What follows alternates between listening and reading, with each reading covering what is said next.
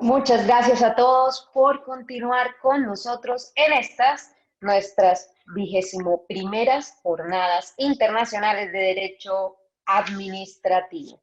A continuación tendremos nuestro último panel de discusión que se denomina Perspectivas de Futuro en la Organización de las Ciudades. Este panel estará moderado por el doctor Jorge Santos Rodríguez y lo acompañará la doctora Ángela María Amaya, el doctor Camilo Pavón Almanza y el doctor Daniel Castaño Parra. Para iniciar, el doctor Jorge Santos Rodríguez es abogado y magíster en Derecho Administrativo de la Universidad Externado de Colombia, candidato a doctor en Derecho de la Universidad de Valladolid, profesor investigador del Departamento de Derecho Administrativo de nuestra Casa de Estudios y es asesor y consultor de entidades públicas y privadas en asuntos de contratación pública, servicios públicos e infraestructura. La doctora Ángela María Amaya Arias es abogada de la Universidad Externado de Colombia, máster en especialización e investigación en Derecho con énfasis en Derecho de Aguas, Medio Ambiente y Recursos Naturales de la Universidad de Zaragoza. Doctora en Derecho de la misma Casa de Estudios y es miembro de la Environmental Peacebuilding Association y de la Comisión Mundial de Derecho Ambiental de la Unión Internacional para la Conservación de la Naturaleza. Consultora en Derecho Ambiental y Derecho Forestal. El doctor Camilo Pavón Almanza es abogado egresado de la Facultad de Derecho de la Universidad Externado de Colombia, especialista en Derecho Constitucional de la misma universidad, especialista en Gestión Pública e Instituciones Administrativas de la Universidad de los Andes, estudios en Análisis Económicos de los Contratos de la Universidad de Chicago en Estados Unidos. Cuenta con varias publicaciones y ponencias académicas en temas de regulación del mercado, derecho del consumo y derecho de la competencia. Se ha desempeñado como contratista de la Subdirección General Jurídica del Instituto de Desarrollo Urbano IDUC, como asociado de la firma Archila Abogados, como asesor de la Agencia Nacional de la Infraestructura ANI, y superintendente delegado de Tránsito y Transporte Terrestre. Actualmente es superintendente de Transporte, profesor de Derecho de Consumo y de Derecho de la Competencia en la Universidad Externado de Colombia.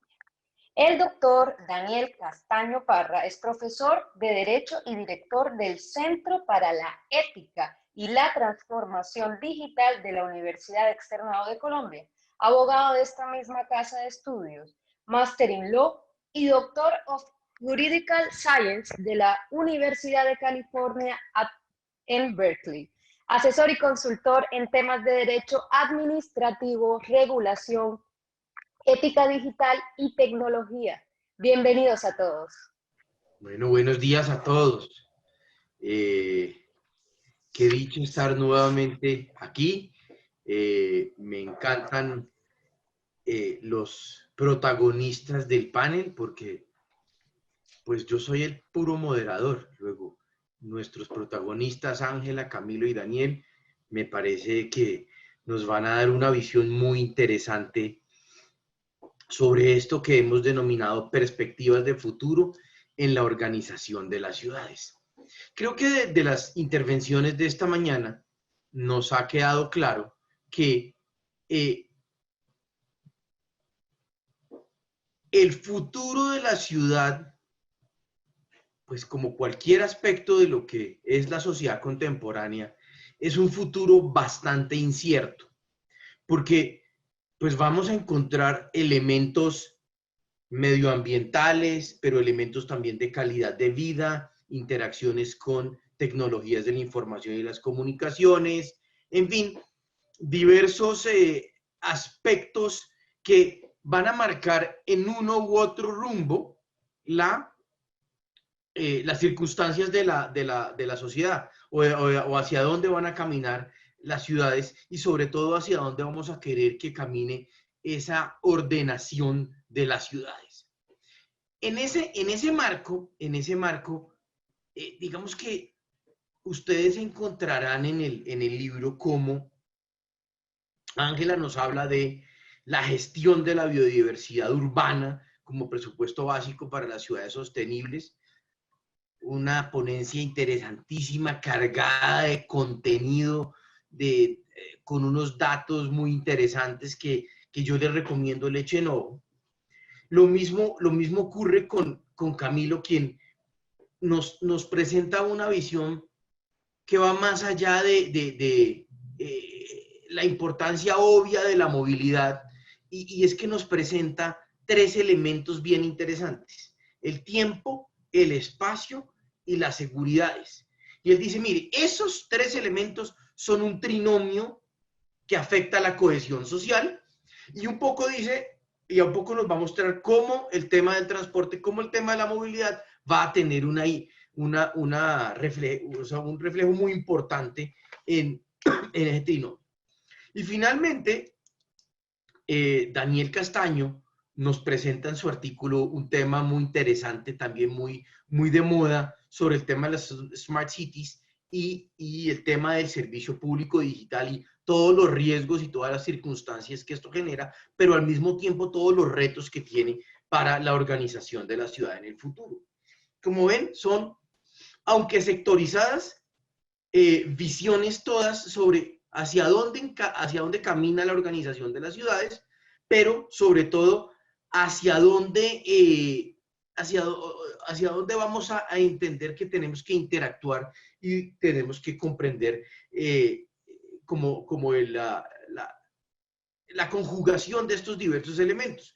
Creo que a lo largo de estas jornadas hemos visto cómo la ordenación de las ciudades no puede verse desde un solo punto de vista, y que la ordenación de las ciudades, la organización de las ciudades, involucra diversos elementos de diversa naturaleza que los vamos a tener que hacer compatibles, los vamos a tener que hacer coherentes.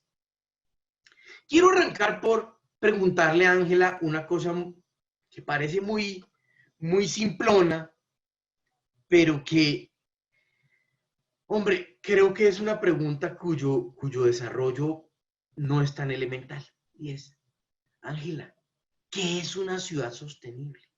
¿De qué depende una ciudad sostenible? ¿Acaso solo del manejo de los recursos naturales? Bueno, muchas gracias, Jorge, y muchas gracias al departamento por la invitación. Nuevamente es un placer estar acompañándolos en este evento, ahora en un formato diferente. Bueno, yo voy a hacer una breve presentación enfocada en la pregunta que me haces, y también los invito a leer el artículo que tiene la información mucho más detallada. Quisiera iniciar comentando que el concepto de ciudades sostenibles representa un nuevo modelo de gestión de las ciudades bajo un esquema de sostenibilidad. Antes de presentar el concepto como tal, es necesario entender que las ciudades prima facie son insostenibles. Se ha hablado de la antítesis de la sostenibilidad, se ha hablado de islas de insostenibilidad. Hemos visto también en estas jornadas que las ciudades tienen diferentes dimensiones: cultural, económica, social, etcétera, pero principalmente la ciudad también es un hecho natural, porque se asienta sobre un conjunto de elementos que estaban previamente a la configuración de la actividad humana en ese territorio. Desafortunadamente, la presión ejercida por la urbanización, por el crecimiento de las ciudades, ha hecho que haya muchas amenazas sobre los recursos naturales. Y por eso es que se menciona que per se la urbanización y las ciudades son espacios insostenibles. Entonces, partiendo de esa premisa, una ciudad, bueno, no, antes de eso quisiera mencionar algunos ejemplos. En las ciudades se sustituyen los recursos renovables y un suelo fértil por urbanizaciones, por construcciones que pueden afectar la calidad de vida de los ciudadanos. Se amplían los límites de la ciudad por encima de los límites de la capacidad que tiene el ecosistema. Cada vez hay una mayor demanda de recursos naturales, de energía, de transporte, y las ciudades son importantes consumidores consumidores de recursos energéticos, las ciudades consumen el 67% del consumo de energía global y son responsables del 80% de la emisión de gases de efecto invernadero. Entonces, para responder, una ciudad sostenible es aquella que pretende lograr un equilibrio entre las tres dimensiones de la sostenibilidad, que no es solamente ambiental, la sostenibilidad es económica y social.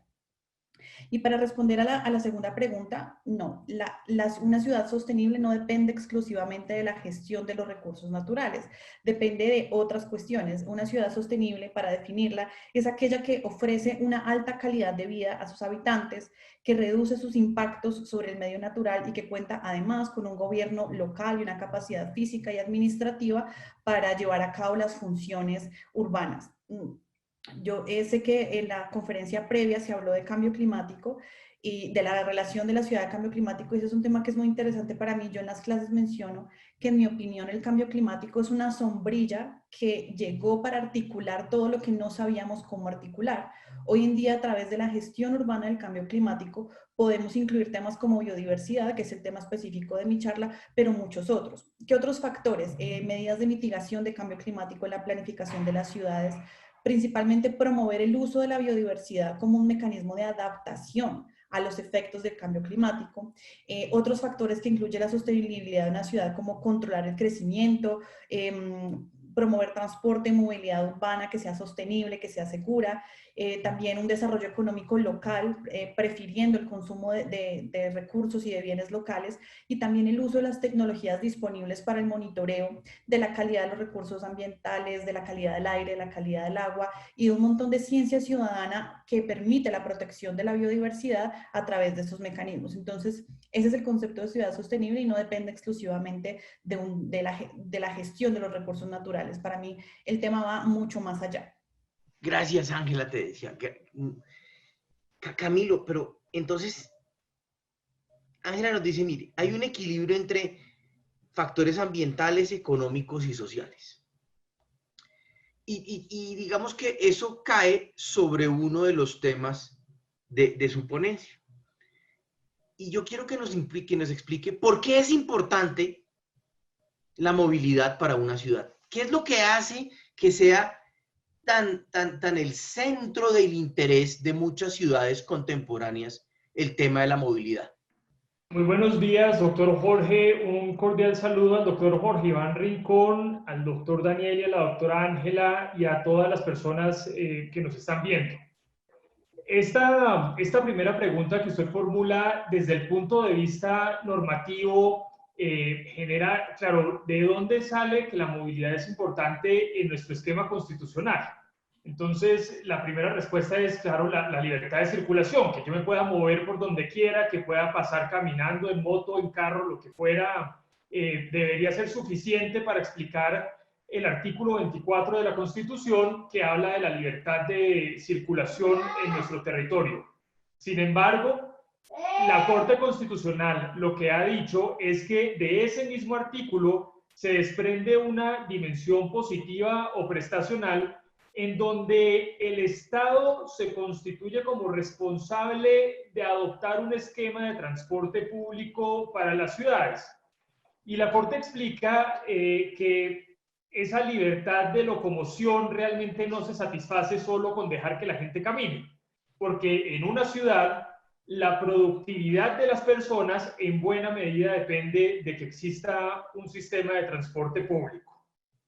Entonces, este primer punto es interesante porque realmente el fundamento constitucional y los deberes y responsabilidades del Estado no se desprenden, como todo el mundo pensaría inicialmente, del artículo 365 que habla de los servicios públicos.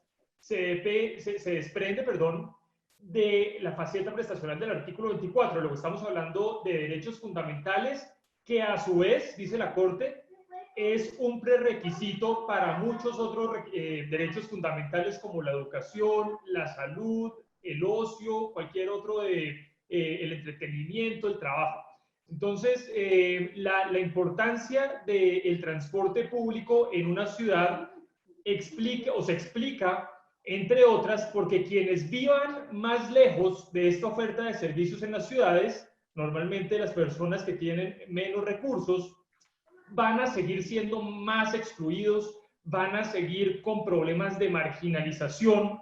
Si usted vive en una ladera en la ciudad de Cali y no existiera, por ejemplo, el Miocable, para bajar tiene que recorrer en esas laderas, seguramente además en un transporte ilegal, hasta que llega a la ciudad. En Medellín hay una línea del cable que se llama La Aurora. Esa línea de cable que se llama La Aurora, en las anécdotas que nos han compartido, hasta antes de que existiera el cable, la gente decía, vamos a bajar a Medellín, como si fuera otra ciudad. Claramente ellos no eran parte de la ciudad. Cuando les construyen el cable, ellos pasan a ser parte de Medellín. Y claro, la importancia de esto es obviamente que acceden a toda la oferta de servicios de la ciudad. Entonces, con esto cierro. La relevancia del cómo va a cumplir el Estado, que esta es una decisión que ya tiene obviamente una política de Estado, ni siquiera de gobierno, sino de Estado, cómo va a cumplir el Estado su responsabilidad de adoptar un esquema de transporte público que evite esa marginalización, que genere mayor cohesión social, sobre todo a quienes ya están en desventaja. Ahí está la importancia de adoptar un sistema de transporte público y de nuevo con fundamento en una norma que además pues trae un derecho fundamental. Gracias, gracias Camilo. Ato esto que usted acaba de decir de esa importancia de los derechos fundamentales de cara a la ciudad con la primera pregunta que le tengo a Daniel. Daniel, de la Smart City se habla mucho. Es tal vez uno de esos lugares comunes cuando se quiere hablar del futuro de la ciudad. Pero realmente, ¿qué es un Smart City? O sea, cuando hablamos de Smart City, ¿a qué nos queremos referir? Y realmente, ¿para allá es que van las ciudades? ¿Ese es el futuro de la ciudad? Antes que nada, pues bueno, muchas gracias Jorge por la pregunta. Muchas gracias a la Universidad Externado por esta invitación. El Departamento de Derecho Administrativo es mi casa. Aquí tuve mi primera conferencia hace ya un tiempo, como 10 años. Y además un dato curioso, Ángela y Camilo fueron compañeros míos de clase. Entonces, de verdad que para mí me llena de orgullo estar en este panel con dos de mis compañeros de clase y con nuestro profesor de contratación estatal, el doctor Jorge Santos. Ahí lo eché el agua, doctor, un poquito. Pero vamos a hablar de ciudades inteligentes. Entonces, en efecto, este es un concepto del que se habla mucho. Hay muchos conceptos técnicos, pero poco se ha dicho de cómo se podría articular eso a la luz del ordenamiento jurídico colombiano. Entonces, yo en el texto que está a disposición de ustedes propongo una definición de Smart Cities que se puede definir como entornos urbanos que implementan en su arquitectura las tecnologías de la información y las comunicaciones a manera de hardware y software para la recolección y procesamiento de datos con el fin de optimizar la prestación de servicios públicos y el mejoramiento de la calidad de vida de las personas. Entonces, de esta manera, las ciudades inteligentes están caracterizadas por la sostenibilidad, la innovación, gobernanza e inclusión ciudadana, en donde sea posible evaluar y medir los avances por conducto de capacidades, percepción y resultados. Pero más allá, digamos que de esta definición operativa que uno puede proponer de Smart Cities, a mí hay un concepto que me gusta mucho y es el concepto de infosfera que desarrolla el profesor Luciano Floridi. Y es básicamente una hibridación, una mezcla entre el ciberespacio y el mundo real. Entonces, cuando nosotros aplicamos tecnologías de la información y las comunicaciones en una ciudad inteligente, lo que estamos haciendo es fortalecer y expandiendo la infosfera, con todo lo que eso implica. Entonces, si queremos pensar en el futuro de las ciudades, no tenemos que pensar en carros voladores, no tenemos que pensar en algo muy sofisticado, tenemos que pensar cómo poco a poco vamos amarrando el ciberespacio con el mundo real a través de diferentes métodos. Sensores, por ejemplo, en materia de transporte público. Hay pilotos donde se le ponen sensores de geolocalización a vehículos y con algoritmos se pueden hacer ciertas predicciones en materia ambiental. También se puede hacer lo mismo, explorar con blockchain e inteligencia artificial. Entonces yo diría que esa es la mejor forma de caracterizar este concepto en derecho colombiano. Daniel, y digamos que, si le entiendo, esto implica, ese concepto Smart City, implica una intromisión o una potencial intromisión muy fuerte en ese derecho del ciudadano, en esa privacidad del ciudadano. Hombre, ¿cómo puede manejar el Smart City o cómo puede compaginarse la importancia de incorporar elementos de Smart City con esa protección de la privacidad. Yo le pongo un ejemplo de una decisión muy comentada respecto de San Francisco, y era que, hombre, se pretendían utilizar el reconocimiento de ojos para identificar o caracterizar criminales. ¿Hasta dónde va la privacidad? ¿Hasta dónde va esa autonomía personal? ¿Y dónde queda la importancia de la Smart City? Genial, esa pregunta es maravillosa porque ese es justamente el gran reto que nos impone la creación de estas tecnologías. Yo lo discuto ampliamente en el paper que está a disposición de todos, pero yo lo puedo resumir con esta frase, y es que más sensores significa más datos, y más datos significa eventualmente menos privacidad y la posibilidad de que los gobiernos y las empresas privadas intervengan en nuestras decisiones personales.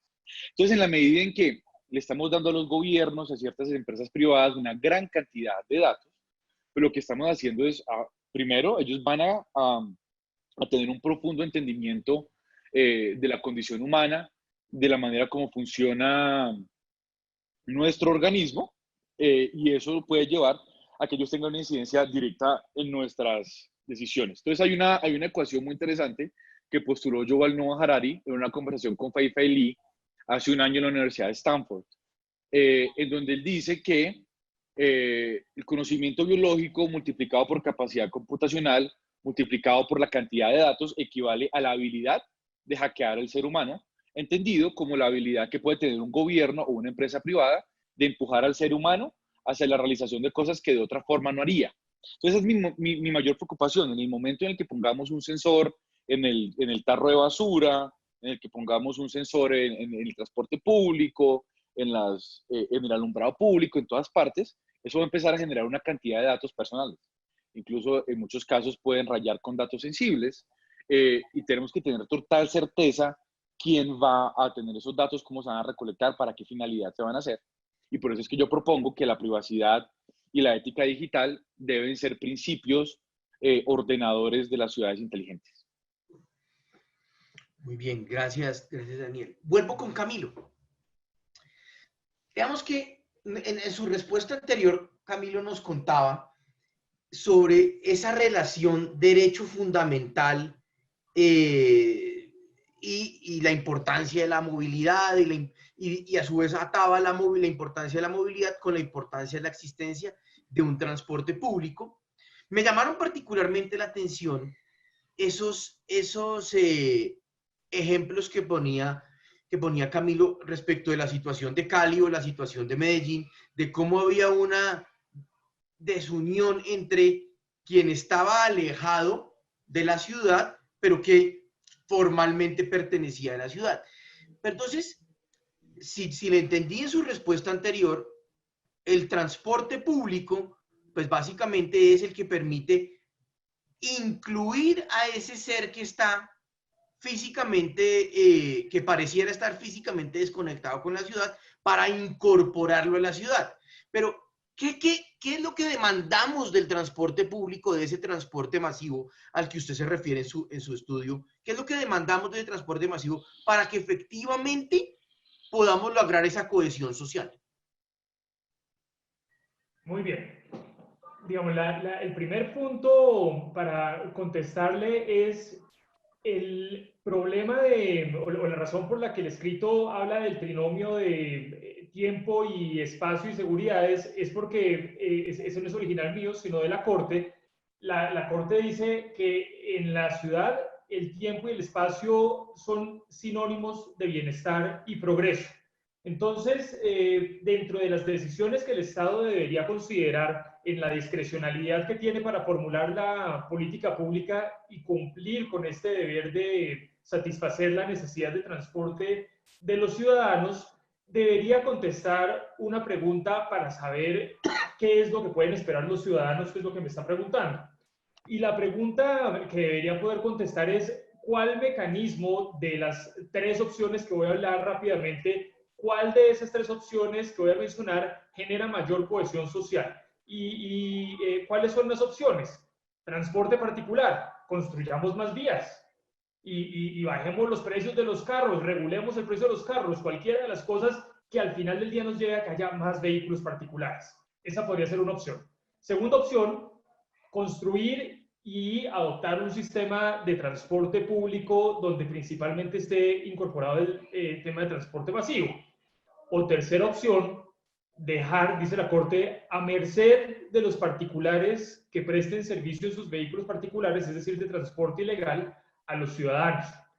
En esa última opción, claramente no voy a ahondar, aunque es un problema en todas las ciudades, el mototaxismo, prestación de transporte en vehículos particulares, que esos son los que están en la peor situación. Los usuarios que utilizan este tipo de servicios tienen un conductor inexperto que no tiene la pericia para prestar un servicio público 8 horas al día, tienen un vehículo que no reúne las condiciones, tienen, por ejemplo, en el caso del mototaxismo, para efectos de la pandemia, el uso del casco es un factor contaminante absolutamente evidente. Entonces, hay una responsabilidad del Estado de no dejar a los ciudadanos a merced de ese transporte ilegal.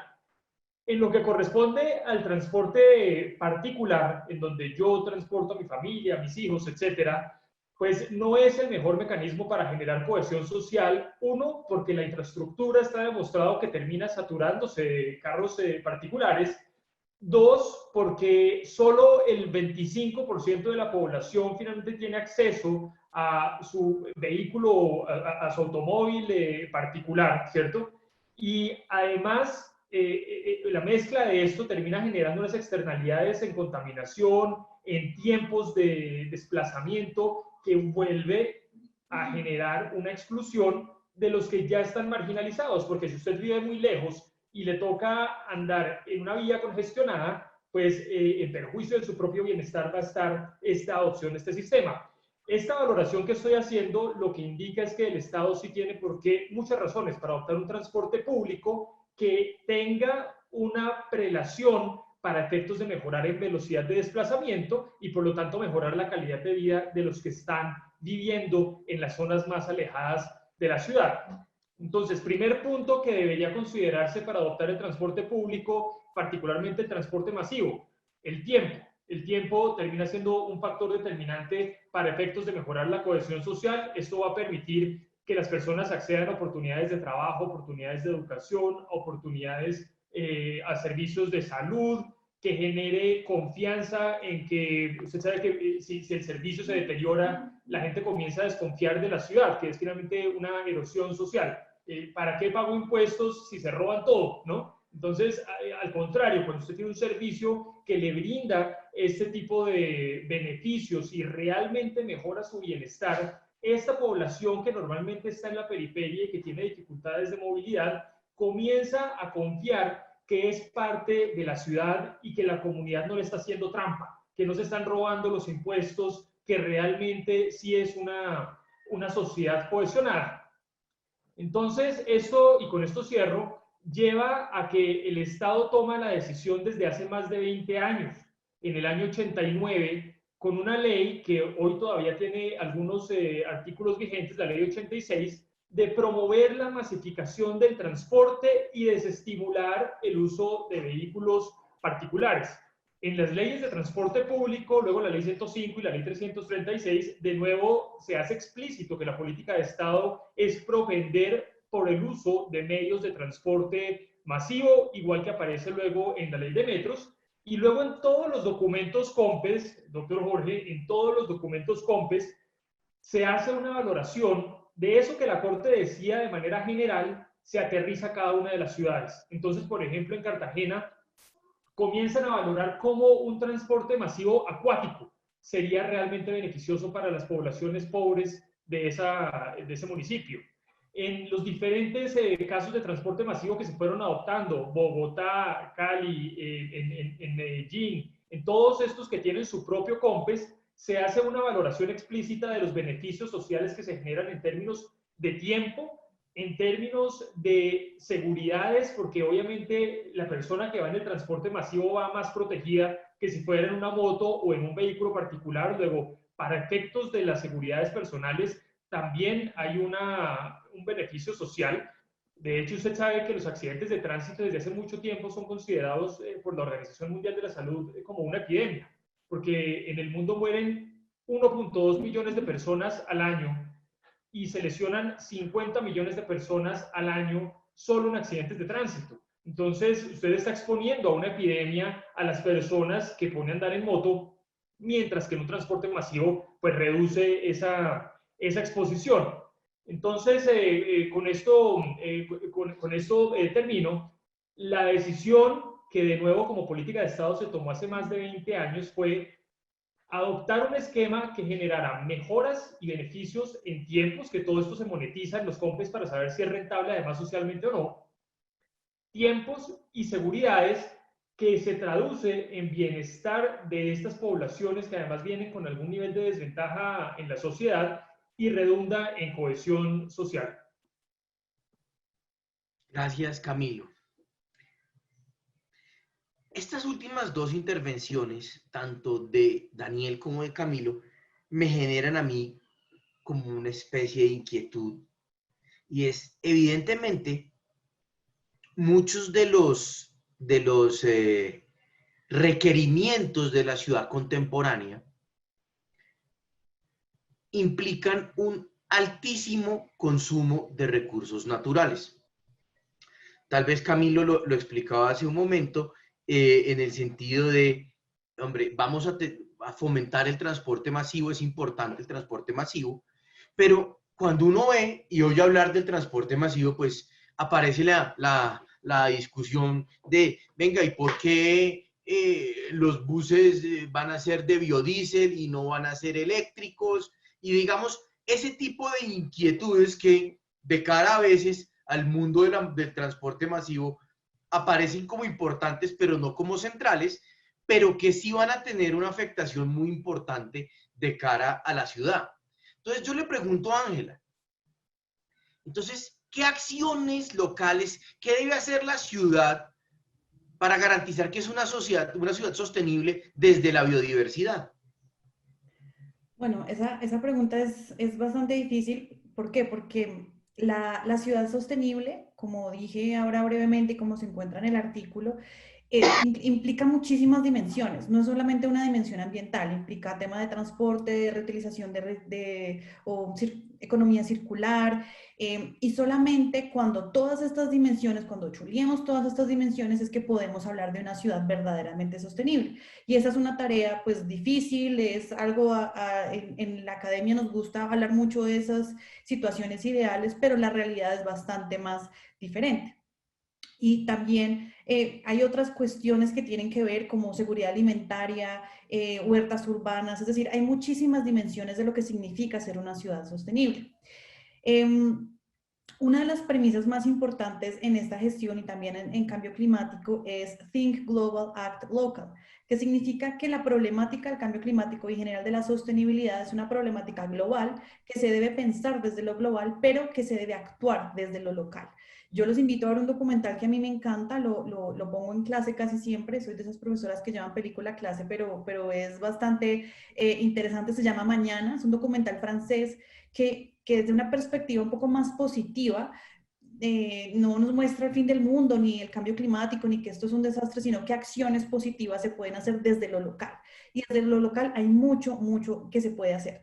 También es importante señalar que el tema de biodiversidad no es exclusivamente relacionado con un tema paisajístico. Es decir, no es porque la ciudad se vea bonita o no es porque tengamos unos parques que se vean bonitos, que haya un tema urbanístico o estético. La biodiversidad urbana va mucho más allá.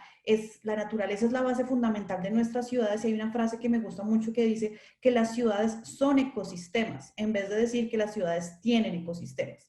Entonces, todo este conjunto de organismos vivos, de espacios, de recursos, son los que proporcionan servicios ecosistémicos a la ciudad y antes de responder quiero referirme brevemente a algunos de ellos. Depuración del aire, regulación del microclima de las calles y de las ciudades. Hemos visto muchas fotos en donde en ciudades europeas la temperatura a la sombra debajo de un árbol es completamente diferente a la temperatura en una calle que no tiene arbolado urbano. Reducción de ruidos, drenaje de agua, adaptación y mitigación a desastres por lluvias fuertes. El caso de Mocoa también aquí en Colombia fue bastante ejemplo de eso y en general la calidad de vida. Entonces, en general, las ciudades tienen que realizar acciones concretas para gestionar los activos verdes. los activos o la infraestructura verde de la ciudad, que insisto, no es un tema paisajístico, no es un tema que los árboles se vean bonitos. Esto tiene una serie de criterios como establecer parques, jardines, cubiertas, muros y fachadas verdes, y aquí enlazo un poco con lo que decía Camilo, y es, sí, se requiere un sistema de transporte masivo que maximice todas las ventajas que esto tiene para la población, pero el transporte masivo tiene unas implicaciones ambientales importantes. Pero en la balanza existe la posibilidad de mitigar y de reducir ese impacto ambiental del transporte masivo a través de diferentes estrategias. En ciudades europeas hemos visto el tema de los tranvías que tienen unos criterios de sostenibilidad importantes, o otros ejemplos en donde las paradas de buses o las paradas de transporte público tienen techos verdes que de una vez permiten una captura de gases de efecto invernadero y un montón de infraestructura verde, valga la redundancia, que se puede adaptar al sistema de transporte masivo y podemos potencializar las ventajas. Otro tema importante es fortalecer la cobertura verde urbana. Los parques urbanos, las zonas verdes urbanas, son unos conceptos bastante importantes en la jurisprudencia y en la normatividad. Incluso en Colombia se ha reconocido que son zonas de no retorno, son zonas que tienen una protección especial frente a la urbanización. Yo en mi tesis doctoral sobre el principio de no regresión, uno de los ejemplos más importantes que analizaba a la luz de este principio era la imposibilidad que tiene la autoridad de disminuir las zonas verdes, porque las zonas verdes urbanas tienen un estatus de protección superior. No importa si lo que yo quiero es construir una biblioteca o lo que yo quiero construir es un hospital, tengo que responder a esa protección cualificada que tienen los espacios verdes. Otro aspecto importante es crear pasillos o corredores o conectores ecológicos que entrecrucen la ciudad con los espacios alrededor de la ciudad. Estaba leyendo unas preguntas en el chat de la conferencia y un comentario de Luis Martínez que me pareció muy interesante porque menciona la importancia que hay entre la ciudad y la zona rural. Tenemos que estar interconectados y si nosotros nos imaginamos y hacemos un ejercicio de imaginación y quitamos todo lo que representa la ciudad, toda la infraestructura de la ciudad, el territorio está conectado. Nosotros estamos conectados física, biológicamente, ecosistémicamente con las zonas que están a nuestro alrededor, por ecosistemas específicos, por cuerpos hídricos. Entonces, la ciudad no puede romper esos límites y la ciudad tiene que adaptarse y acogerse a esos límites que presentan los ecosistemas. También en el artículo hay, y aquí no me voy a expandir mucho, encontré algo que me pareció muy interesante, son distintas series de indicadores, se llaman indicadores de qué tan verdes son las ciudades. Entonces solamente les voy a poner un ejemplo. Para determinar qué tan sostenible es una ciudad en materia de gestión de activos verdes, se determina que el porcentaje de la población que vive a 100 metros de un parque o de un espacio verde tiene que ser del 100%. Todas las personas en la ciudad tenemos que vivir a menos de 100 metros de un espacio verde. Por ejemplo, otro tema es porcentaje de superficie de tierras urbanas conectadas, un 10%. Número y extensión de los elementos verdes como techos verdes, fachadas verdes y árboles, un tejado verde por cada 1000 habitantes. Es decir, las herramientas están, ya se han hecho estudios que nos permiten determinar desde la gestión local de nuestras ciudades cómo incorporar estos criterios. Otro que me parece súper interesante, kilómetros per cápita de sendas para caminar, 1.6 kilómetros por cada 1000 habitantes. Entonces son datos que nos permiten replantearnos en esta ciudad, por ejemplo en Bogotá, que es donde yo vivo, qué tan cerca estoy de un espacio verde, qué calidades tiene ese espacio verde.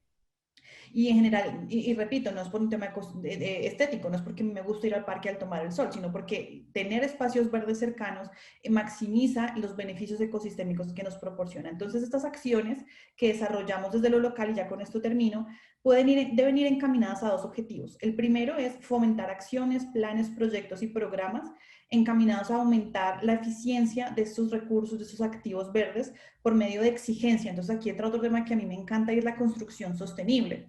La construcción sostenible, tanto para edificios públicos como edificios privados, puede empezar a requerir que por tantos pisos tiene que tener una fachada verde y esa fachada verde debe cumplir unos criterios específicos. Esto también ya está inventado. Son criterios de sostenibilidad LEED, de certificación, que establecen unos condicionantes a los constructores y a las transformaciones. En muchas ciudades de España, los edificios públicos están tomando unas medidas de reconversión hasta estos criterios de sostenibilidad, es decir, todos los edificios públicos de Canarias ya tienen unos criterios de sostenibilidad importante como fachadas verdes, arquitectura bioclimática, etc. Y el segundo objetivo es la protección de los elementos que están dentro de la ciudad, porque la ciudad incorpora elementos de la biodiversidad, como cuerpos hídricos, como ecosistemas importantes. Y en Bogotá tenemos todos los ejemplos del mundo con los cerros orientales, la reserva Thomas van der Hamen, bueno, todo, humedales urbanos, etc. Entonces, esas son las acciones que no tenemos que inventárnoslas. Ya tenemos una serie de criterios y una serie de indicadores que nos dicen cómo orientar la gestión de nuestros activos verdes y apuntar un poquito más cerca a la concepción de una ciudad sostenible. Gracias, Ángela. Esa intervención, digamos que me conecta con una pregunta que le quiero hacer a Camilo. Y es que finalmente vemos que la interacción entre digamos, lo sostenible desde el punto de vista de biodiversidad no puede, por ejemplo, el tema de la movilidad, no puede ser entendida como la imposibilidad de desarrollar la movilidad a partir de la protección del criterio ambiental. Pero digamos que sí supone unos costos y sí supone un impacto económico real. Entonces, uno de los grandes problemas que se ha advertido respecto de las políticas de movilidad y sobre todo de las políticas de implementación del transporte masivo tiene que ver con esa sostenibilidad, o mejor, esa autosostenibilidad con la que los COMPES crearon muchos de estos sistemas de transporte masivo bajo la idea de que ellos mismos debían generar los recursos suficientes. Pero que al final del día, pues uno ve que muchas veces los gobiernos tienen que empezar a crear subvenciones o a reorganizar esas políticas de transporte masivo. Entonces, yo le pregunto, Camilo, ¿realmente es posible tener un transporte masivo autosostenible y monopólico en el sentido de que lo presta el Estado, o siempre vamos a tener que tener subvenciones, sobre todo de cara a que cada vez yo le pido más al transporte masivo, no solo en términos de eficiencia de la gestión per se del transporte, sino en términos de compatibilidad con las políticas medioambientales o con otro tipo de políticas? ¿Realmente eso es posible? ¿Un transporte masivo, monopólico, autosostenible es posible, Camilo?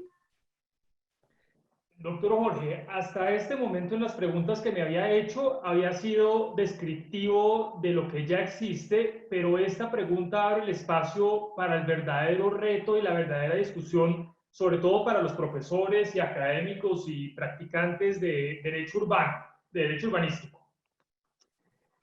Quedamos en que el Estado tiene la responsabilidad de brindar un transporte público y de las opciones que tiene, la política de Estado que se ha adoptado es que la mejor forma es con el transporte masivo, sin perjuicio de que se complemente con otras. El gran problema, como usted dice, es que hay que subvencionarlo todo el tiempo, no en este país, en la gran mayoría de países del mundo. En el momento en que el Estado toma la decisión de adoptar un transporte masivo, cambia el esquema de competencia, y esto también está suficientemente descrito en los documentos COMPES. Dice, ya no vamos a generar para el transporte público un esquema de competencia en el mercado, donde hay una tonelada de empresas prestando exactamente las mismas rutas que llevaba lo que finalmente era en su momento la guerra del centavo. Vamos a cambiar ese esquema de competencia en el mercado por uno de competencia por el mercado, en donde usted licita y el que se lo gana va a ser un monopolista temporal. Monopolista implica que usted va a ser el único autorizado para coger esa troncal o ese corredor y satisfacer la demanda de transporte público. La realidad es que en nuestro país ese propósito se ha visto fuertemente frustrado por tres factores, y acá entonces le contesto diciéndole que por lo menos en el mundo hay dos modelos. El que tiene la gran mayoría de países, incluyendo el nuestro, al que denominé un modelo asistencialista, donde el Estado ve al transporte público como una ayuda básicamente a los pobres y a los jóvenes, que son los que van a utilizar usualmente el transporte como necesidad y no como elección. Y los que tengan carro, pues que sigan usando carro. Y el otro esquema lo voy a llamar modelo solidario, y es un transporte público que no solo es autosostenible y no toca subvencionarlo, sino que le genera rentas a la ciudad para subvencionar otras actividades. Se vuelve un ingreso, no un gasto para la sociedad. Muy rápidamente paso entonces por el primer modelo, que es el asistencialista. ¿Qué problemas tiene este modelo? Primero, que nunca se logró consolidar como un verdadero monopolista. ¿Por qué? Porque por muchas razones, entre otras, por la falta de control de las autoridades locales, proliferó el transporte ilegal. Entonces, la demanda que debería estar siendo parte de los usuarios del transporte masivo termina cogiendo mototaxis, vehículos particulares, cualquier otra gran cantidad que terminan no complementando, sino compitiendo con el sistema masivo. Porque acá lo importante es que el sistema masivo no se vuelve la única opción de la ciudad, se complementa. Para eso habrá taxis, para eso habrá transporte especial, otras opciones que no le compiten, sino que lo complementan. Y esa fue la política de Estado. Pero cuando las autoridades, incluso deliberadamente, no combaten el transporte ilegal, ahí fracasó ese propósito. De esto le quiero contar solo a modo de anécdota que en la superintendencia tenemos investigados actualmente 4 autoridades, Bucaramanga, Cartagena, Cali y Pasto, de las administraciones inmediatamente anteriores por presuntas omisiones de control del transporte ilegal. Y en una de las aperturas, que es la que siempre me acuerdo porque además fue bastante diciente, el anterior alcalde de Bucaramanga, decía en su campaña política, decía, todo esto está en la apertura de investigación, yo me voy a hacer el pingo con el transporte ilegal. Si usted gana votos y promete hacer política en la omisión del control del transporte ilegal, pues está llamando al fracaso a esta política de Estado en donde la sociedad le ha invertido billones de pesos a los sistemas de transporte masivo. Primer problema, no se consolida como monopolista. Segundo problema, no incorpora las externalidades positivas que genera este transporte masivo. El valor que le genera al suelo tener un corredor de transporte masivo no siempre se logra incorporar por limitaciones legales que ya voy a profundizar.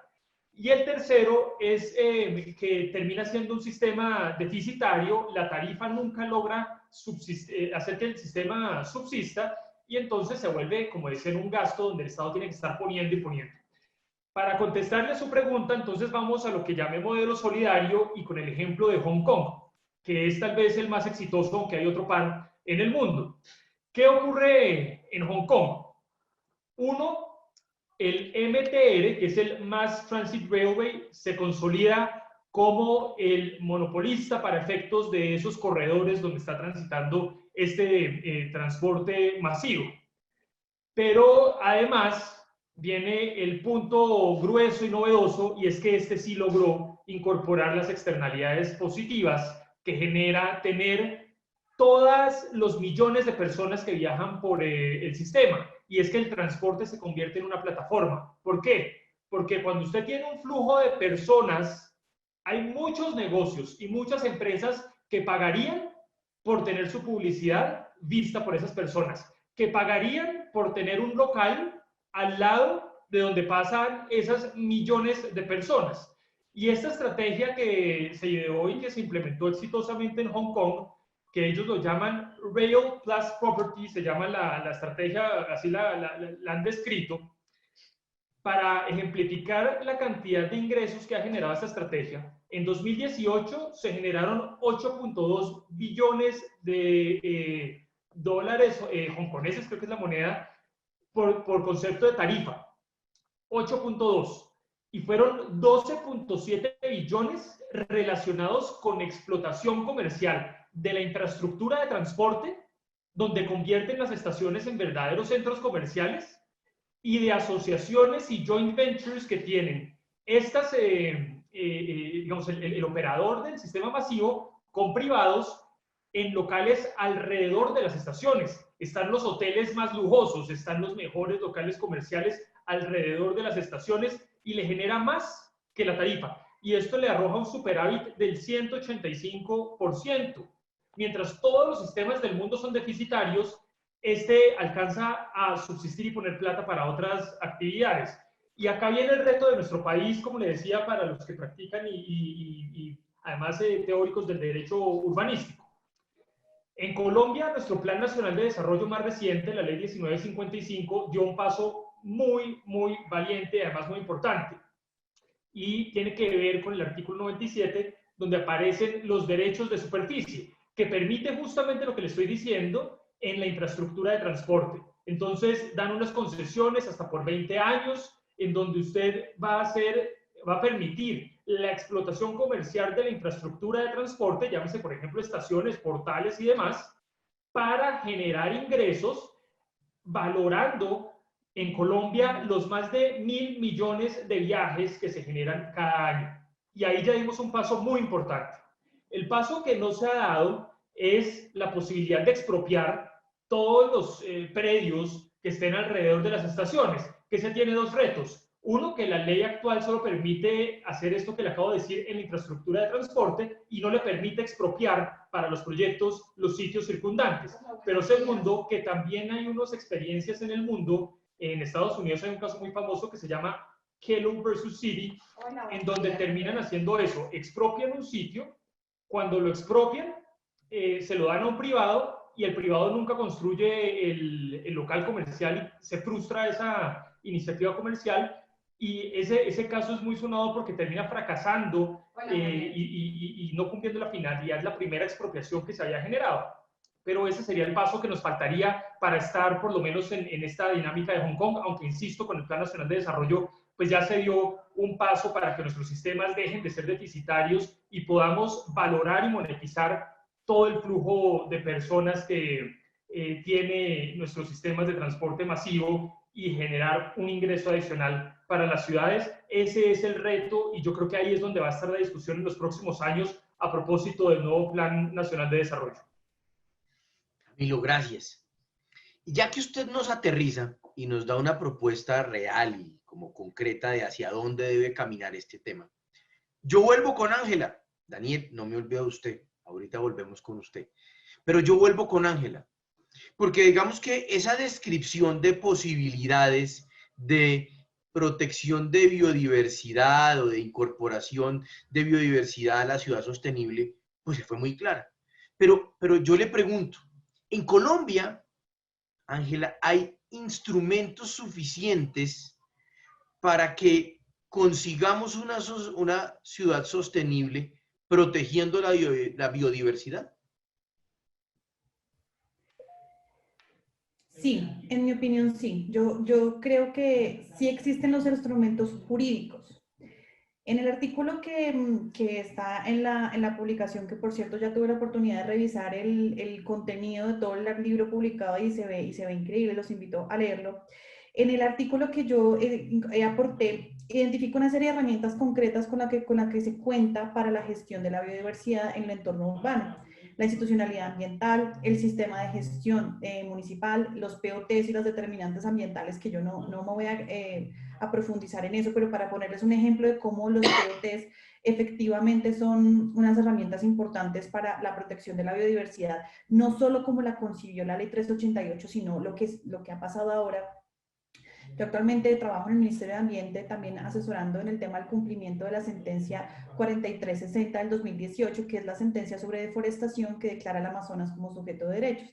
Particularmente, una de las órdenes de la Corte Suprema de Justicia es que los municipios afectados por la deforestación actualicen sus planes de ordenamiento territorial para incorporar planes de acción en contra de la deforestación. Entonces, eso es como una evolución de cómo esta herramienta, concebida bajo un momento histórico diferente al que estamos viviendo hoy, permite esa actualización y le establece la obligación a los municipios para incorporar estas medidas. Y el cuarto punto que yo analicé son los sistemas nacionales y locales de protección de la biodiversidad. Pues por cuestiones de tiempo me voy a referir exclusivamente a este punto.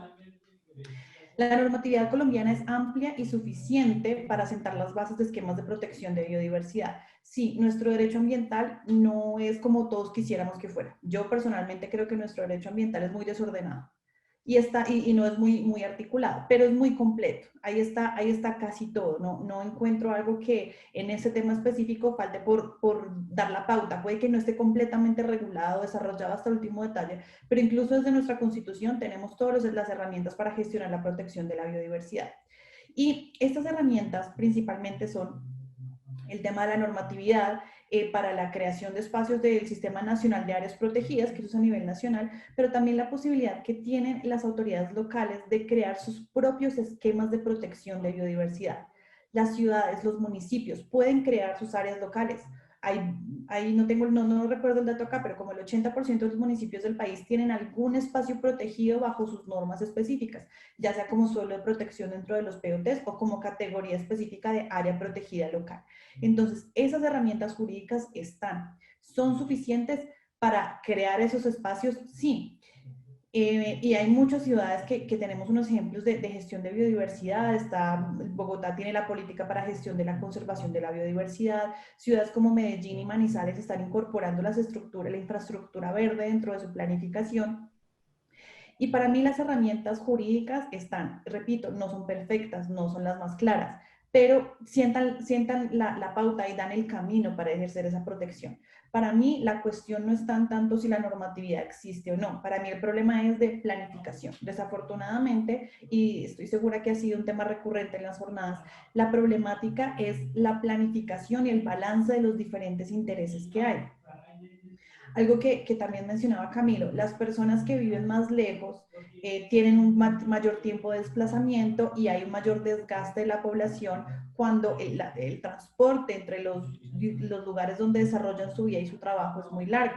Hay muchas ciudades europeas, por ejemplo, el caso de Barcelona, que hay una planificación en sectores de la ciudad y la gente no tiene que desplazarse grandes distancias porque trabaja, estudia, come y realiza diferentes actividades sociales dentro de un espacio más pequeño. Entonces el tema está en la planificación y en la incorporación de las variables ambientales en la adecuada gestión de la ciudad. Entonces el reto, como es lógico y como no estoy diciendo nada nuevo, es la planificación. Las herramientas jurídicas nos ayudan, nos dan el parámetro de por dónde encaminar esa protección. El problema está en la planificación. Y ayer que estuve revisando un poco el tema, quiero leerles simplemente un párrafo de una noticia de la revista Semana del día 2 de septiembre, hace 2 días. No quiero con esto generar discusiones políticas de si estoy de acuerdo o no con la alcaldesa, con lo que hace, con lo que hizo el alcalde anterior. Yo simplemente les quiero leer este párrafo para demostrarles la importancia que hoy, hace 2 días, tiene la gestión de la biodiversidad en las ciudades y que el tema, más allá de ser normativo o de política, es un tema de planificación. El título de la noticia es Claudia López dice: las obras deben ajustarse al cuidado de los humedales. Bogotá es una de las pocas ciudades que tiene su sistema de humedales urbanos con la mayor categoría de protección internacional, que son categoría humedales Ramsar. Los humedales de nuestra ciudad son importantísimos para el equilibrio de las ciudades, de la ciudad y para ser conectores ecológicos, son espacio de aves migratorias y por eso nuestros humedales urbanos tienen la más alta categoría. Simplemente termino leyéndoles un extracto de la noticia. Están hablando de las obras que se realizan en la ciudad y dice: las obras tendrán que ajustarse al cuidado de los humedales, como lo dice la sentencia judicial que determinó la nueva política de humedales. Son las obras las que se tienen que ajustar a la política de humedales y no al contrario. Todas las obras que inicie esta administración se harán respetando la estructura ecológica principal y la nueva política de humedales. Repito, no quiero generar una controversia política frente al tema o de intereses o de gustos, simplemente les leo este texto para demostrarles que el tema está de planificación, de cómo la planificación, la construcción, el ajuste y la ampliación de las estructuras urbanas debe seguir los parámetros ecológicos, porque un poco romántico el tema, la naturaleza estaba primero que nosotros, y aunque nosotros podemos vivir y debemos vivir en esta sincronía, debemos ajustar nuestra infraestructura y es posible, es completamente posible hacerlo. Entonces, pues con eso termino mi intervención. Gracias, Ángela. Yo encuentro un común denominador en las últimas respuestas de Ángela y Camilo. Y es que de alguna manera nos dan una visión positiva de nuestro ordenamiento jurídico en el sentido de decir, hombre, hay herramientas con que hacer las cosas. O sea, el tema no está tan en bruto y digamos que todos estos elementos que se requieren para la ciudad del futuro, para la ciudad que se nos viene, para la organización de la ciudad que se nos viene, pues digamos que ya el ordenamiento jurídico nos está dando una manito. Pero entonces voy donde Daniel. Daniel, Smart City, servicios públicos digitales. Oímos hablar de los servicios ciudadanos digitales, que la carpeta ciudadana digital, bueno, una cantidad de conceptos que involucran lo digital con la vida contemporánea del ciudadano, pero además con el goce de los derechos del ciudadano dentro de una ciudad. Yo le pregunto, ¿qué es lo que necesita hacer el ordenamiento jurídico, si es que necesita hacer algo? ¿O qué es lo que necesita hacer la autoridad administrativa para incorporar realmente esos servicios públicos digitales y construir a partir de eso realmente una Smart City? Bueno, muchas gracias por esa pregunta. Creo que la respuesta es que en términos de ordenamiento jurídico, en términos normativos, ya todo está. Colombia es un país de leyes. Aquí innovamos por ley, por decreto. Con sacar una ley y decir vayan a innovar, creemos que ya hemos hecho la tarea. Yo creo que es algo mucho más complejo que eso. Creo que es un tema de administración y creo que es un tema de recursos. Entonces, en esa medida, yo diría que lo que se tiene que hacer es entender qué es lo que se necesita, robustecer esas capacidades técnicas y acompañarlo de los recursos necesarios para eso. Entonces, lo voy a poner un ejemplo. Ahorita está muy de moda el tema de arenera regulatoria para entidades públicas, se deriva del Plan Nacional de Desarrollo, y hace poco el gobierno nacional requirió a todas las entidades públicas del orden nacional para que reportaran los proyectos de arenera regulatoria que están desarrollando. Pues a mí la verdad me parece desconcertante ese requerimiento cuando no han aportado un solo centavo para que las entidades públicas contraten equipos de científicos de datos, fortalezcan su infraestructura en IT, puedan mejorar la calidad de los equipos. Entonces, digamos que la brecha digital es enorme. Entonces, hay que arrancar por eso. Primero, ser serios con las iniciativas, acompañarlo del presupuesto necesario para eso. Y segundo, un cambio de mentalidad. Que sacando normas no vamos a llegar a ninguna parte. Entonces, por ejemplo, tenemos el decreto 1413, recientemente modificado por el decreto 620. Sí, muy interesante. El avance es muy chévere, pero queremos ver algo real. Entonces, yo creo que el gran reto es, más allá del ordenamiento jurídico, es apropiarse de la tecnología, pero la ciudad inteligente no se trata únicamente de temas jurídicos, sino también culturales, y es generar los espacios para que los funcionarios públicos encargados de estos temas no los miren con escepticismo, sino que de verdad los miren como una prioridad en sus agendas y tengan los recursos también para poder actuar. Entonces yo lo vería por ese lado. Gracias, Daniel. Hombre, yo, habiendo oído estas intervenciones de ustedes, les quiero proponer un tema de discusión muy rápido. Y es un tema que como que nos pone la moda de las circunstancias fácticas que vivimos y un poco lo que explica este modelo que estamos utilizando para las jornadas de este año, que es la pandemia.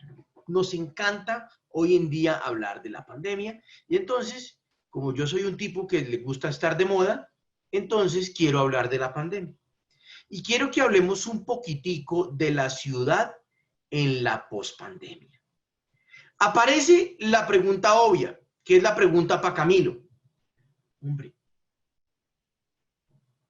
todos estos retos que usted nos presenta o nos ha presentado en sus respuestas anteriores, tienen una influencia importante en materia de recursos, pero al mismo tiempo alguien nos ha dicho, hombre, hay que proteger a la gente, no podemos dejar que los buses vayan llenos, entonces, pues, o disponemos de más rutas o ponemos a cargar la carga económica o a llevar la carga económica de esta nueva realidad, como también nos encanta hablar, a los operadores, en fin.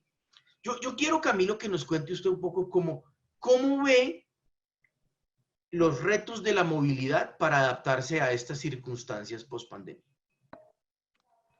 Muy bien. De manera muy breve, lo primero es que tenemos una seria expectativa de que esto algún día termine, ¿no? La pandemia, Dios quiera que el próximo año ya estemos por fuera de la crueldad con los empresarios y los usuarios que ha generado este par de meses. En todo caso, ya se ha visto una evolución. Las restricciones a la libertad de circulación que supuso el aislamiento preventivo obligatorio justamente terminaron hace 4 días. Y en esta nueva fase de aislamiento selectivo, lo que tenemos es unos deberes y unas responsabilidades de los usuarios, que esto va a ser particularmente relevante para el uso del transporte público. En el mundo ya se han hecho muchos estudios donde se ha explicado que no hay una relación directa entre el uso del transporte público y el contagio del coronavirus, por lo menos no hay evidencia concluyente, siempre y cuando se usen las protecciones que se han dispuesto por los protocolos de bioseguridad, pero además se van flexibilizando algunas reglas, como el hecho de que usted pueda viajar con su familia sin distanciamiento, que ese tiene mucha lógica, ¿no? Antes en un bus usted tenía que guardar 1 metro de distancia con todos. Hoy se permite que usted se siente al lado de su hijo o de su esposa o las personas que hayan sido parte de su núcleo familiar con las que estuvo en la cuarentena, porque no tendría además mucho sentido que en la casa sí están juntos y en el transporte tienen que distanciarse, y eso va a permitir de nuevo recuperar un poco la sostenibilidad económica en general los distintos sistemas de transporte. Ese sería el otro punto para comentar. Y lo último es que, de hecho, esto hace aún más evidente que se necesita una sostenibilidad económica ante la crisis que se generó durante este último trimestre, que llama de nuevo a explorar estas otras opciones y fuentes alternativas de recursos que mencionaba hace un momento.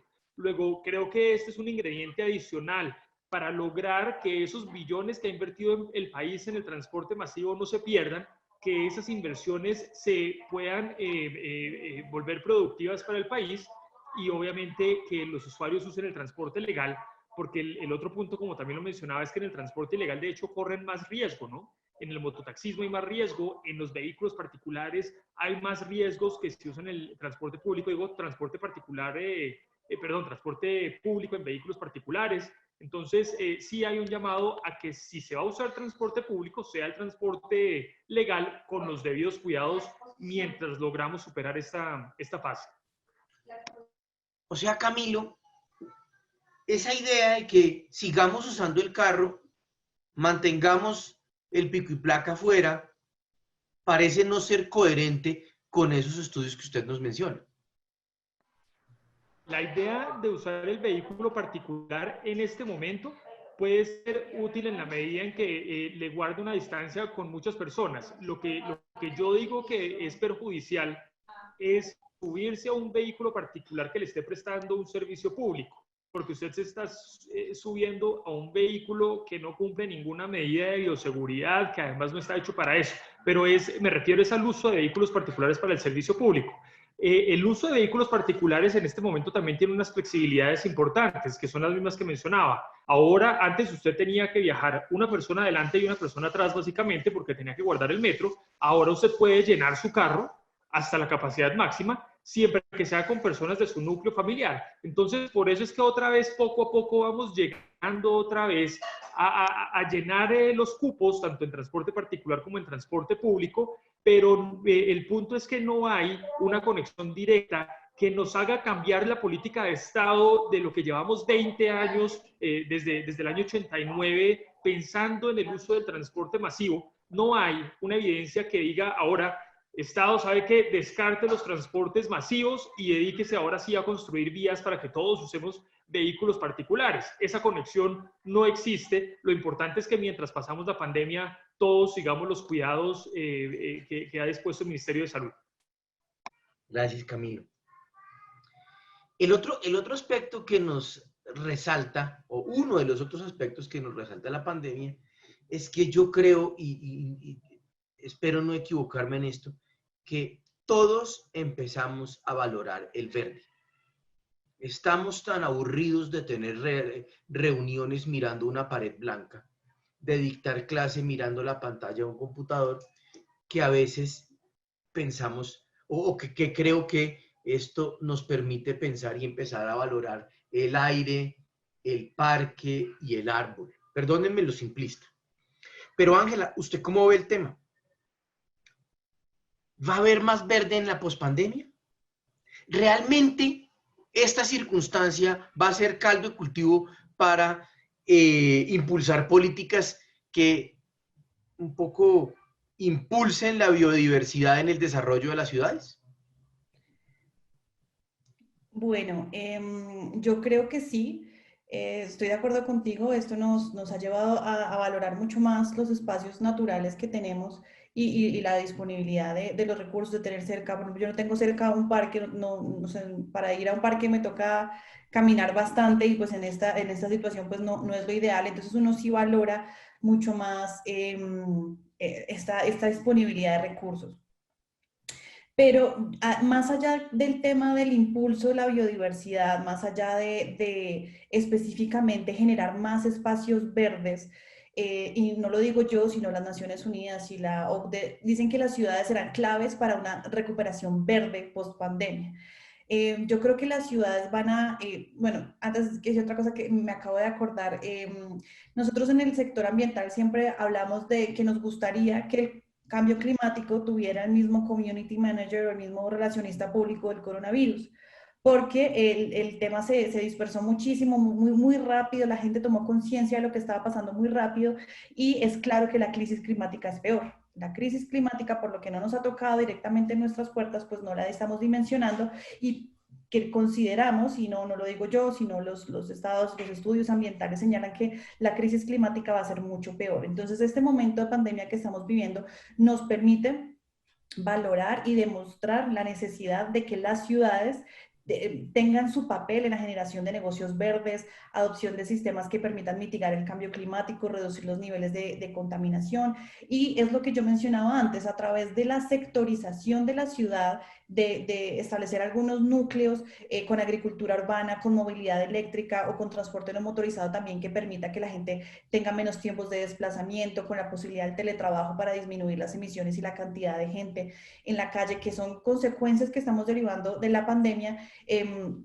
Podemos generar oportunidades para que las ciudades se conviertan en el centro de la recuperación a través de generar negocios verdes o consumo de recursos locales o de negocios locales. El tema, por ejemplo, ahorita de cielo abierto también está generando una revalorización del espacio público porque ya estamos valorando la importancia de tener espacios, parques en donde podamos sentar, sentirnos seguros de no tener una probabilidad mayor de contagio. Entonces, las ciudades son ejemplos importantes de cómo se puede promover ciudades compactas, integradas, que incorporen la biodiversidad, regeneren espacios verdes, no solamente desde el punto de vista estético, como digo, sino que permitan una conexión mejor entre los ecosistemas que están alrededor de la ciudad, entre otras situaciones que yo creo que podrían ayudar a mejorar el bienestar y crear más puestos de trabajo para la recuperación posterior.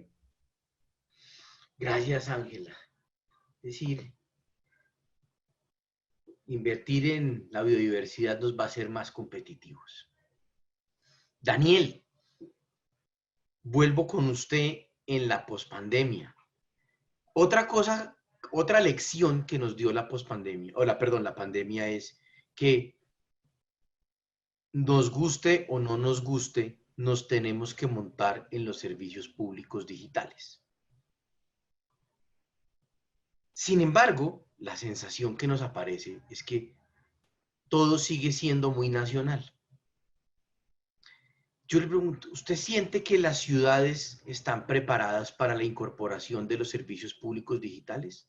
¿Hacia dónde van los servicios públicos digitales desde lo local en esta respuesta a la pandemia?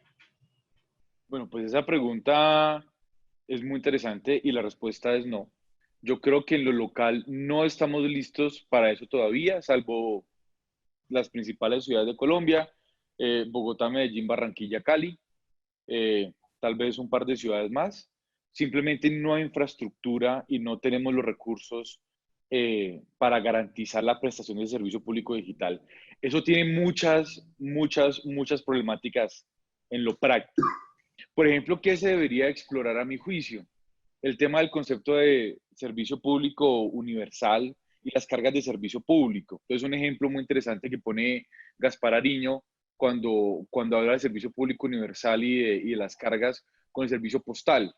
Entonces, una cosa es que el Estado garantice el correo postal común y corriente. Usted manda una carta y se demora 10 días en llegar. Ya será cuestión de cómo los privados o otras entidades públicas asuman esas cargas adicionales del servicio express. Yo lo vería igual en los servicios públicos digitales. Yo creo que hay unas cargas de servicio universal que sí deben estar a cargo de los municipios y con lo cual podrían arrancar ya. Entonces, por ejemplo, el acceso a los portales del gobierno, a todo lo que tiene que ver con el .gov. Por ejemplo, en Estados Unidos hay ciudades donde todo el tráfico que se genera con los dominios .gov es gratuito y lo asume el Estado, pero para eso han diseñado páginas light que no consumen tantos datos. O por ejemplo, en Londres se hizo un experimento en el metro donde también se daba internet gratuito, pero a cambio de acceder a las costumbres de movilidad de las personas. Ahí obviamente tenemos una tensión con la privacidad, y es que esas cargas de servicio público no pueden intrometerse en la privacidad de las personas. Entonces, ¿qué sugeriría yo? Explorar esas cargas de servicio universal, cómo lo podemos hacer desde lo más mínimo, pero para garantizar. Entonces, si queremos un Estado digital en el cual interactuemos con el Estado por canales digitales, pensemos ahorita en la justicia, decreto legislativo 806, o pensemos, hoy en día existen autoridades administrativas con las cuales usted solamente puede interactuar por canales digitales, pues también tenemos que ser incluyentes y poder garantizar esa interacción de manera gratuita. Creo que estamos muy lejos de eso. Creo que para eso la cooperación con el sector privado es clave y creo que para eso las APP son fundamentales. Explorar cómo podemos proveer infraestructura, entendida como hardware y software, para la provisión de esos servicios públicos digitales y así poder garantizar esa inclusión. Y yo creo que el rol también desde el nivel nacional es lograr esa inclusión. No podemos seguir generando política pública pensando en Bogotá, Cali, Medellín, Barranquilla, sino que tenemos que pensar en cómo incluir a todos los municipios donde, por ejemplo, no hay conectividad, no hay internet, cómo los podemos incluir ahí, y ya ahí nos movemos a otros temas de conectividad mucho más complejos, pero diría que ese es el gran reto, o sea, garantizar eso, y yo creo que para eso nos sirve mucho esa distinción entre servicio público universal, cargas de servicio público, y cómo podemos ir desde lo más simple hasta lo más complejo, y esa cooperación con el sector privado. Muy bien, gracias Daniel. Hombre, yo quisiera preguntarles muchas cosas más, pero el tiempo se nos va agotando. Quiero un par de preguntas que el público ha hecho. Carlos Andrés Tarquino le pregunta a Ángela, ¿cree usted que un suelo señalado como protegido en un POT y que hace parte de la estructura ecológica y de los parques metropolitanos de una ciudad puede desafectarse para que sean urbanizados? ¿Allí el principio de no regresión aplicaría? Ángela. Gracias, Carlos, por la pregunta. La verdad, sí la había visto en el chat y me pareció muy interesante. Sí, ese es un ejemplo clarísimo de aplicación del principio de no regresión. Yo no me quiero extender mucho en el principio porque podría hablarles aquí 3 horas seguidas sobre el tema, pero el principio de no regresión que yo propongo en la investigación tiene un test, así como hay un test de proporcionalidad, hay un test de razonabilidad, pues yo propongo un test de regresividad. Y hay varios criterios, como todas las respuestas de los abogados, depende. En principio, una de estas figuras que tiene este estatus de protección importante no puede ser desprotegida, salvo que haya una justificación importante para eso.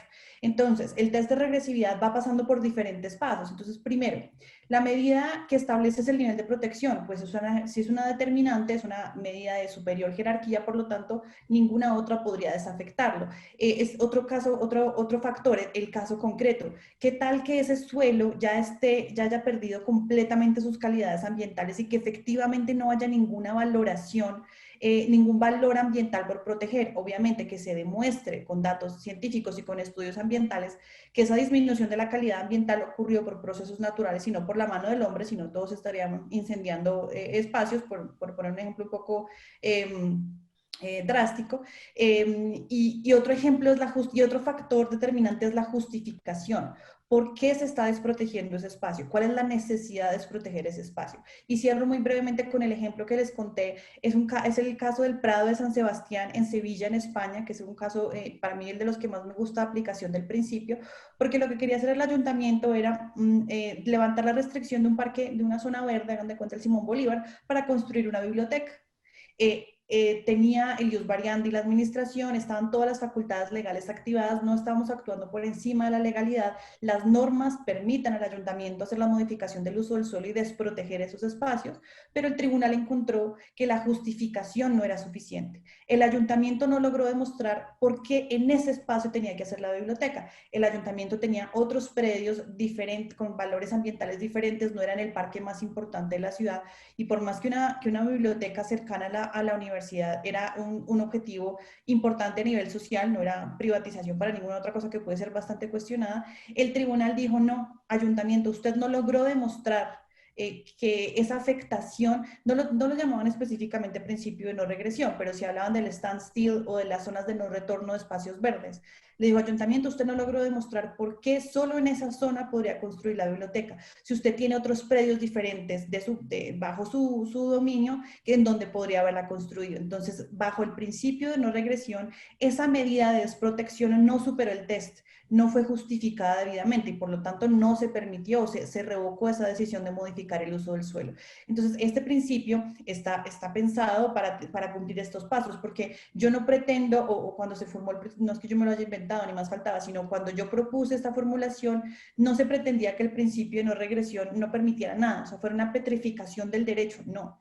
Depende, es con datos científicos, es con datos desde estudios ambientales de las calidades del territorio, qué es la justificación, cómo se va a compensar. Entonces, es un ejemplo muy particular y muy específico de la aplicación del principio. Gracias, Ángela. Hay un comentario de uno de nuestros asistentes, Rafael Pulgarín, sobre el cual yo quisiera oír la respuesta por parte de Camilo. Y es que dice Rafael: no hay coherencia entre la recomendación del transporte público en la pandemia y la recomendación no se ajusta a la realidad del virus. La evidencia de contagio sí se debe tener en cuenta. ¿Usted qué opina, Camilo, de esa afirmación? Digamos, no me queda muy claro la incoherencia, pero creo que estamos de acuerdo en que la evidencia se tiene que tener en cuenta y el que sabe de eso no soy yo. El que sabe de las medidas sanitarias es el ministro de Salud con todo su equipo. Y el ministro de Salud con todo su equipo y el presidente de la República han dispuesto unas medidas en las cuales sería seguro utilizar el transporte público. En la medida en que ha ido evolucionando la pandemia, que, como le digo, ojalá algún día estemos en pospandemia, todavía no estamos en eso, seguimos en pandemia, lo que ya no estamos es en aislamiento preventivo. Como ya no estamos en aislamiento preventivo, pues ya la libertad de circulación no tiene la misma restricción. Como no todo el mundo tiene su vehículo particular, entonces pues se han dispuesto unas condiciones mínimas que deberían seguirse para utilizar el vehículo de servicio público, ya sea tanto en transporte masivo, en taxi o cualquiera de las otras modalidades, y esas recomendaciones se hacen justamente siguiendo las evidencias técnicas de los sabios de los temas sanitarios. En ese me da temor ahondar, es porque yo no tengo ni idea de normas sanitarias.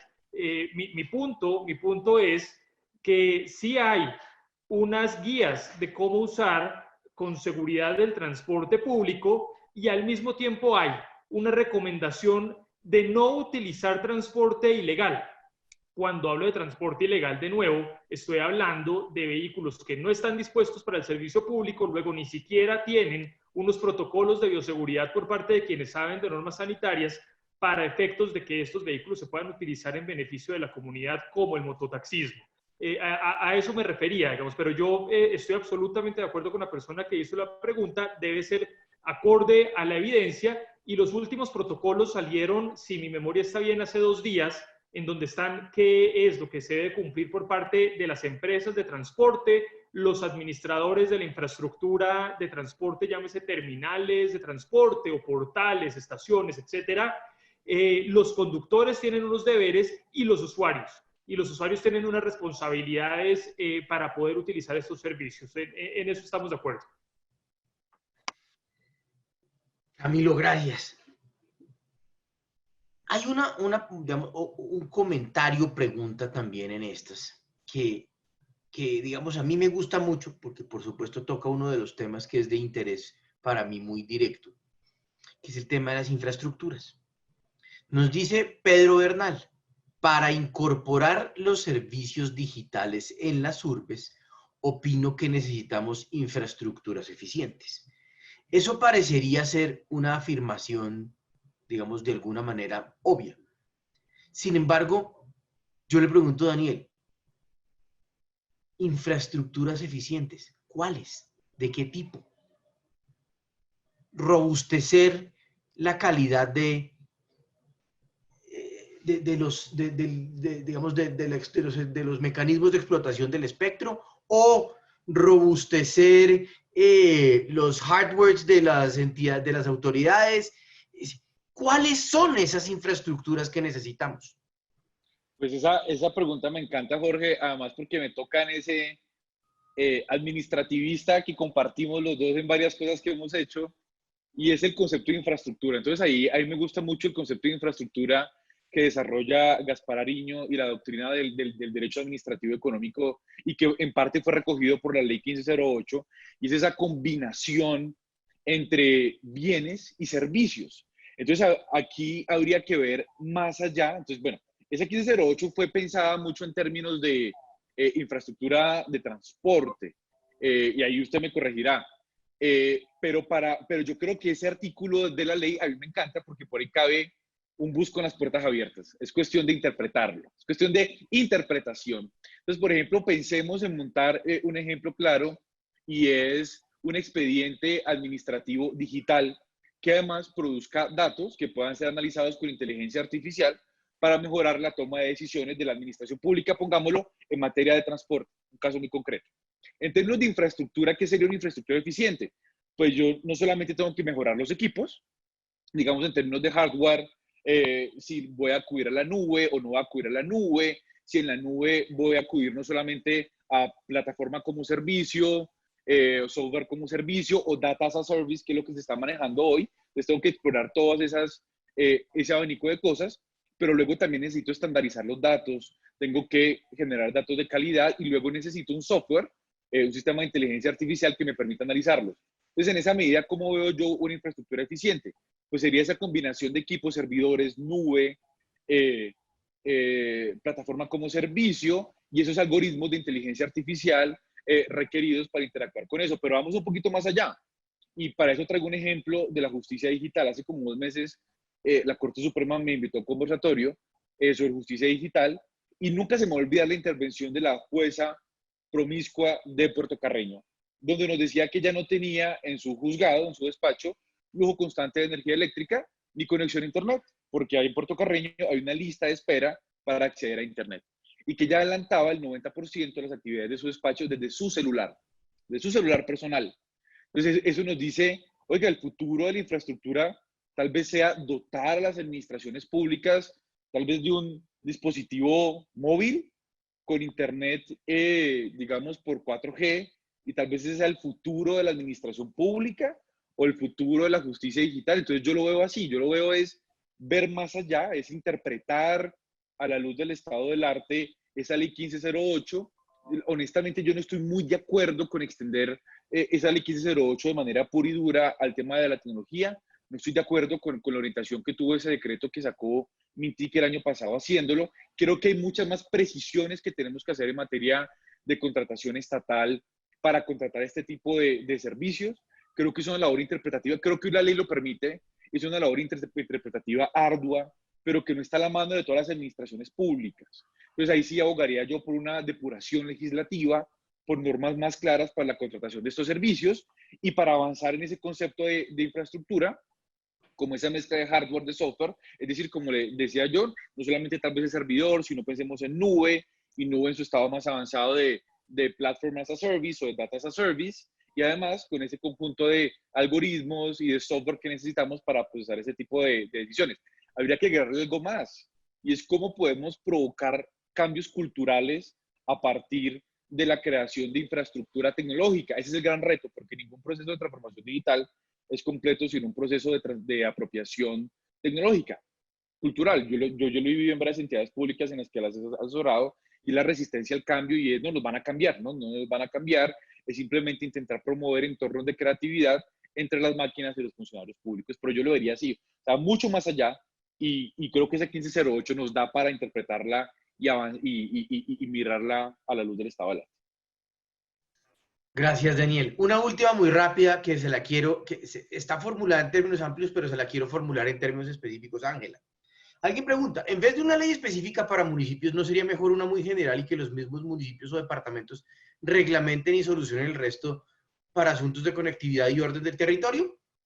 Y un poco aprovecho esta pregunta para preguntarle a Ángela, ¿esa ciudad sostenible requiere solo decisiones locales o realmente necesitamos articular lo nacional o lo regional? ¿Cómo lo ve? Y, de alguna manera, ¿cómo responde el ordenamiento jurídico colombiano a esto? Bueno, gracias por la pregunta. La verdad me parece muy compleja de responder. Y antes de ponerme en eso, le quiero hacer un comentario, algo que decía Daniel ahora de ir más allá, y hablaba de infraestructura, de una tablet, y yo le sumo, ¿y qué tal si ponemos paneles solares para que las dependencias judiciales tengan un servicio de energía constante que no afecte sus recursos? Entonces, ese pensar más allá. Yo le tengo por dónde pensar más allá, o sea, de pensar más allá de energía, fuentes de energía renovables. Yo, una cuñita acá, estoy trabajando en un proyecto de cooperación internacional para capacitar a los jueces de la Amazonía en casos relacionados con deforestación. Y uno de los principales temas que tenemos es cómo capacitar ahora, porque los jueces son los que están capacitando son suecos y en Estados Unidos, y ya no podemos ir al territorio, y los jueces nos dicen, no, pero es que yo no tengo internet, yo no tengo cómo conectarme. Entonces, aparte de todo el servicio de lo que mencionaba Daniel, hay que ir más allá y gestionar. Y conecto con la pregunta que me haces, desde lo nacional. Yo creo que desde lo nacional hay que dar unas pautas más concretas. Ya encaminando un poco más al tema de la biodiversidad, de la protección del territorio. Yo creo que la articulación de los niveles debe ir más allá que solamente niveles jerárquicos en cuanto a lo nacional, a lo regional y lo local, y debe ser un poco más temático, más integral. Entonces, el tema de la conexión entre las normas locales y las normas regionales, pues nosotros tenemos los principios normativos, y en la Ley 99 tenemos unos principios para gestionar esas normas ambientales de carácter nacional con las que dictan las autoridades, pero es bastante complejo. Yo no me atrevería a decir con esa pregunta así como tan concreta, si una ley nacional y que los municipios regulen específicamente. Yo creo que sí, yo creo que de lo general a lo particular, eso es lo que siempre hemos visto, y la teoría jurídica siempre nos invita a pensar de lo general a lo particular, y digamos que es la lógica que nos lleva a pensar de esa forma. Pero no me atrevería a dar una respuesta en este momento como tan absoluta, porque yo creo que los municipios también pueden pueden crear su propia normatividad en el marco de sus competencias legales, y lo más importante es atendiendo a la particularidad del territorio. Todos los territorios son diferentes, no a todos los territorios podemos llegar con una normatividad nacional, hay que ajustar la normatividad regional a esos condicionantes, pero no me atrevería a dar una respuesta única en ese tema, porque creo que hay muchísimo más para considerar. Comprendo, Ángela. Una última chiquitica para Daniel. A ver, ¿cómo encuentro ligado el concepto de infraestructura que yo también comparto y que me hago cuña, desarrollo detalladamente en el artículo del libro de este año, con la interoperabilidad? ¿Cómo funciona eso, Daniel? O sea, ese concepto es clave, volviendo a la clasificación del derecho administrativo económico entre infraestructuras continuas y descontinuas. En el caso de la tecnología, la infraestructura tiene que ser vista como una infraestructura continua, que articule a todo el territorio nacional, a nivel local, y que garantice la interoperatividad. Yo creo que la interoperatividad en materia de Estado digital es clave para garantizar que los diferentes sistemas de información locales y nacionales hablen el mismo idioma, y puedan intercambiar datos de manera automatizada. Para eso también se requiere la contratación de otro conjunto de de servicios. Eso ya viene del decreto 1413, reforzado por el reciente decreto 620, pero creo que eso es clave. O sea, establecer o entender la infraestructura digital como ese conjunto de hardware, de software, que es continuo y que tiene que garantizar la interoperatividad entre diferentes sistemas de información para que esos sistemas de información puedan hablar de manera automatizada y reducirle la carga a los ciudadanos. Entonces, por ejemplo, tenemos casos en los que un ciudadano tiene que subir el mismo dato en formatos distintos a 5 sistemas de información de diferentes entidades públicas.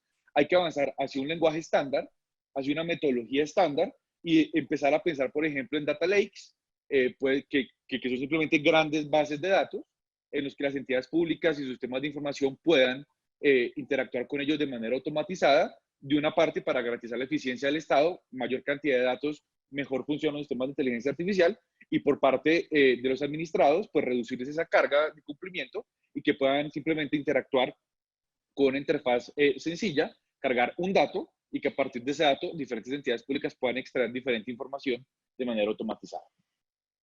Gracias, Daniel. Bueno, se nos agota el tiempo, desafortunadamente, 1000 cosas se nos quedan en el tintero, pero evidentemente el mensaje que recojo yo es, finalmente normas tenemos, lo que nos falta es empezar a aplicarlas. Y antes de que, como explicaba Daniel, mi infraestructura de conectividad me siga pasando malas jugadas como las que me ha pasado en los últimos 2 minutos o 3 minutos, pues cerramos el panel. De verdad, 1000 gracias, Ángela, Camilo y Daniel, por su participación. Creo que ha sido un tema muy interesante y cómo realmente estamos llenos de retos hacia la ciudad del futuro. Y nuevamente al doctor Rincón, 1000 gracias por hacerme partícipe de estas jornadas, tanto como panelista como moderador. Y nada, tenemos un par de actividades más. Gracias.